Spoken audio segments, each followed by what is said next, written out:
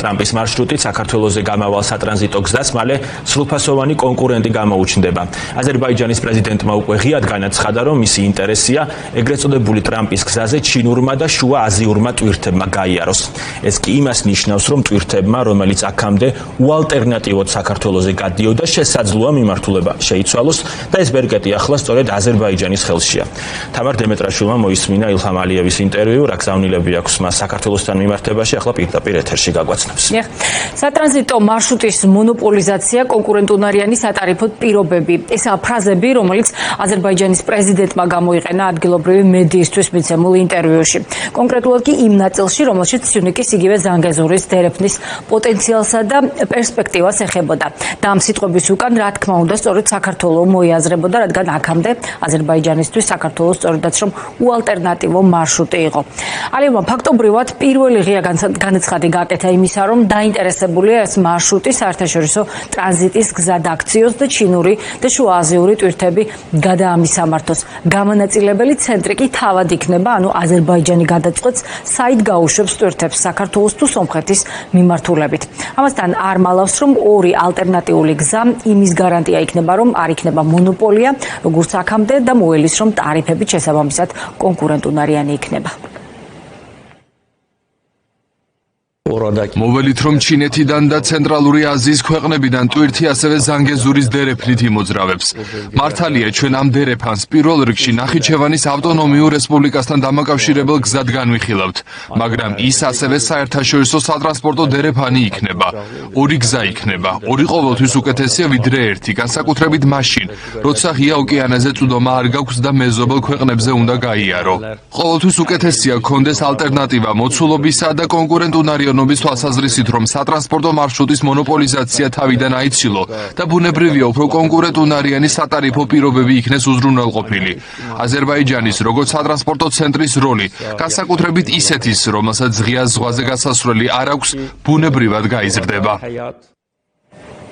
რა მდგომარეობაში აღმოჩნდება ამ პირობებში საქართველოს? სატრანსპორტო სფეროს ექსპერტები ამბობენ, რომ ქვეყანას ინფრასტრუქტურის განვითარების კუთხით მინიმუმ 7 წლიანი ჩამორჩენა აქვს, მაშინ როცა აზერბაიჯანმა დიდი ინვესტიციები გააკეთა, როგორც რკინიგზის მოდერნიზაციის, ისე ლოგისტიკური მიმართულებით. შესაბამისად, დიდი შანსია იმისა, რომ დერეფნის ამუშავების შემდეგ ტვირთების საკმაოდ მნიშვნელოვანი ნაწილი საქართველომ დააკარგოს. ამ მოცემულობით გამონაწილებელი ონკანი უკვე აზერბაიჯანის ხელში გადავიდა და შუა აზიიდან მომავალი ტვირთების შემკრებ მონოპოლისტადაც იქცევა შესაბამისად აზერბაიჯანი. ამიტომ აუცილებლად მიიჩნევენ დროულ რეფორმებს და მოდერნიზაციას, რაც მათი აზრით ოცნების ხელისუფლების პირობებში ვერ მოხდება. მიუხედავად შეცვლილი რეალობისა, ექსპერტები მაინც მიიჩნევენ, რომ კონკურენცია ყოველთვის კარგია და განვითარების საფუძველია.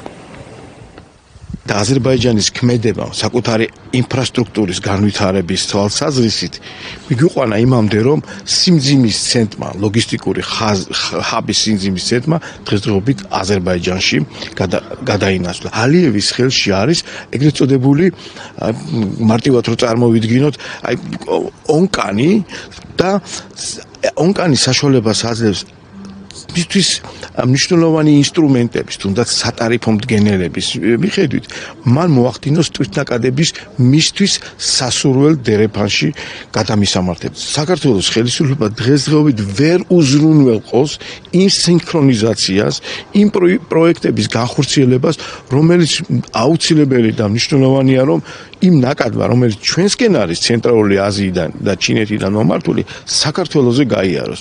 აი ეს არის ძალიან დიდი მინუსი დღესდღეობით აი მართვის სისტემისა, რაში ჩვენ დღეს ვიმყოფებით. ტვირთებიც მოდიოდა ცენტრალური აზიიდან, აზერბაიჯანიდან, ის ძალიან მცირე ნაწილი, რომელიც რუსეთს გვერდსუვლიდა და მოდიოდა საქართველოს სატრანსპორტო დერეფანში, იყო ფულის საკეთებელი საშუალება ბიძინა ივანიშვილის ოლიგარქიული კლანისთვის და კორუმპირებული ჩინოვნიკებისთვის, რომლებიც არ ფიქრობდნენ არც სერვისების გაუმჯობესებაზე, არც კონკურენტული სატარიფო პოლიტიკის შემუშავებაზე, არამედ ფიქრობდნენ მხოლოდ ერთზე, ის გარანტირებული ტვირთი, რომელიც უბრალოდ გვერდს ვერ უვლიდა საქართველოს, როგორ გამხდარიყო მათთვის ფულის საკეთებელი საშუალება.